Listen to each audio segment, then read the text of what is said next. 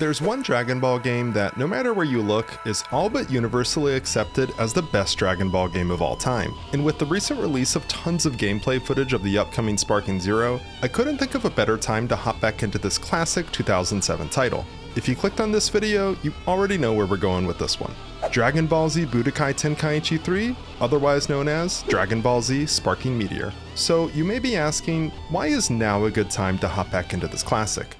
That, detective, is the right question. To answer that, we're going to take a quick peek at some recent gameplay footage that was captured by C-Reacts, which if you haven't already subbed to him, go check out his channel. He's got awesome content and has had actual hands-on experience with Sparking Zero, unlike plebs like myself. In his footage, he mentions how gameplay on the upcoming title feels, specifically how it compares to Tenkaichi 3.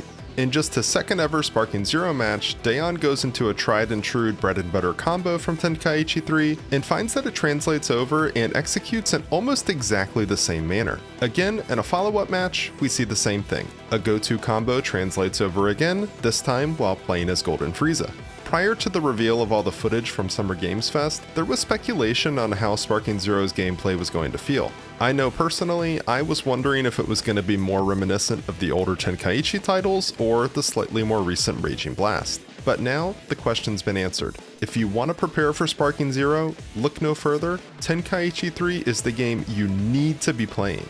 While of course there's going to be some differences, it seems like a large part of the framework for Sparking Zero's gameplay will be based on its predecessor. So with that out of the way, let's jump in and find out how well the supposed GOAT Dragon Ball game holds up, and if I can manage to not get my ass whooped after a long hiatus from the game. To start off, we're going to be checking out Story Mode. Hey, I'm Goku. Experience some. Now, right away, I'd like to mention that, in my opinion, the story mode in Tenkaichi 2 is a bit better than what we get here. For me, the pseudo-open world that you get to navigate, coupled with the style the story is delivered in prior to scenarios unfolding, was just more immersive.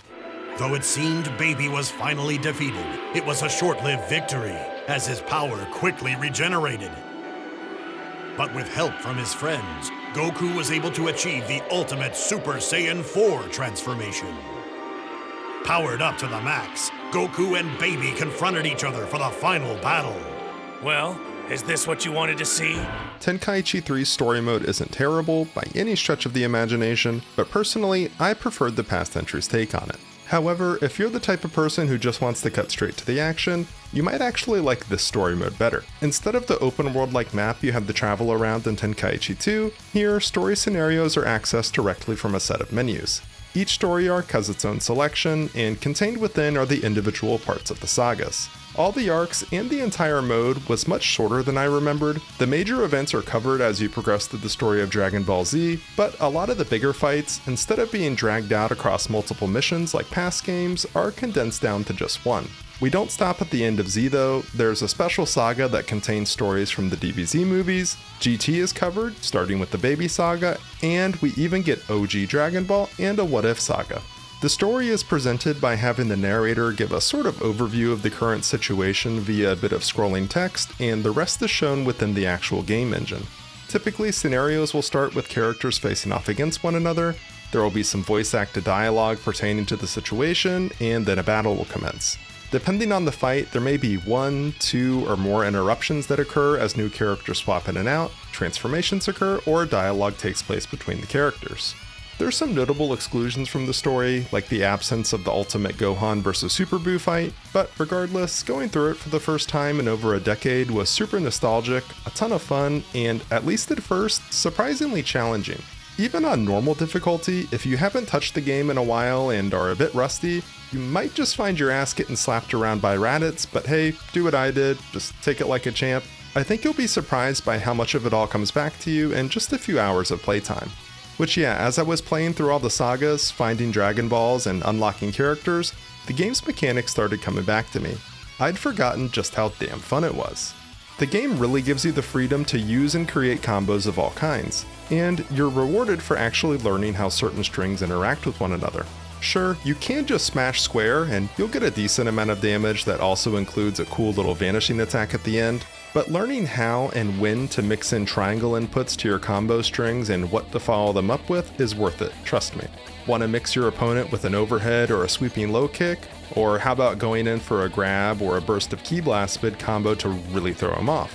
You can do all this. I definitely had some big aha moments figuring out which additional inputs could be used after certain attacks to further extend my combos, or what supers I could follow up certain strings with for guaranteed hits. Even being on the defense is fun and engaging in my opinion. I don't know if you'll find anything more satisfying in life than starting a block, perfectly timing your opponent's next attack, and then hitting them with those beautiful sonic sway weaves. Man, something about it is just so clean, I can't get enough of it.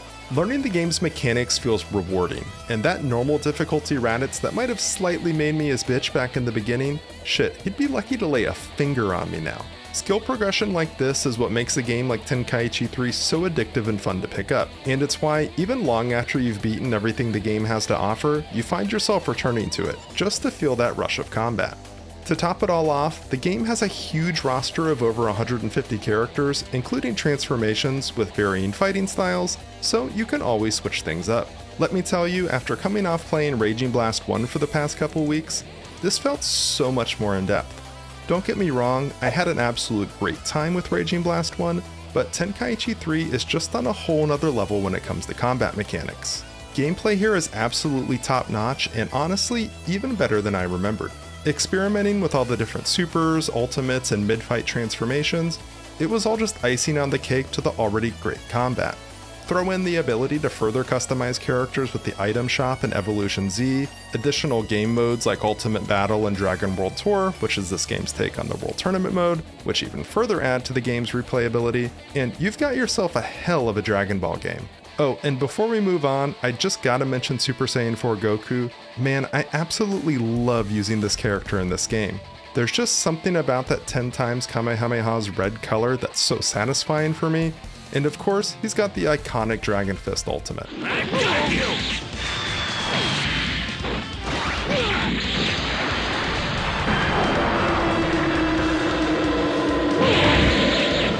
So beautiful. Side note, if you're enjoying my content, be sure to like and subscribe. We're pushing for 5K subs and any help would be greatly appreciated. In addition to having fun, engaging, challenging combat, the game also does something else incredibly well that, as a Dragon Ball fan, I really appreciate. That thing is attention to detail. From the anime-accurate look of Goku mid Super Saiyan hair color, to unique character dialogue and interactions pre-fight, Check out who just became the main character! the costumes that you'll be hard-pressed to find in other titles, and moves that draw heavy inspiration from the anime, you can absolutely feel the real, authentic love for the series that was poured into this game. I mean, there's even a day and night system where certain maps have a full moon that allows different Saiyan characters the ability to transform into a great ape that are otherwise unable to do so. A really nice touch in my opinion. The game's also filled with these quirky little character interactions that occur when doing things like starting a new saga or game mode. They're fully voice acted and just further add to the notion that the developers were really pulling out all the stops to make this the ultimate Dragon Ball experience. This is just the beginning of my reintroduction to Tenkaichi 3. The way I look at it, we've got a little over 3 months before Sparking Zero releases, which gives me, and anyone else, plenty of time to build up a solid knowledge base of the game's combat, which it looks like at least some of that will transfer over to Sparking Zero. I went back into this game wondering if it was truly worthy of being called the GOAT, but I think my question's been answered. The real question now is, will it retain that title after the release of Sparking Zero? Have you returned to Tenkaichi 3 to prepare for the upcoming release, or are you playing something else in the meantime? Let me know your thoughts down below. Thanks for stopping by. Until next time.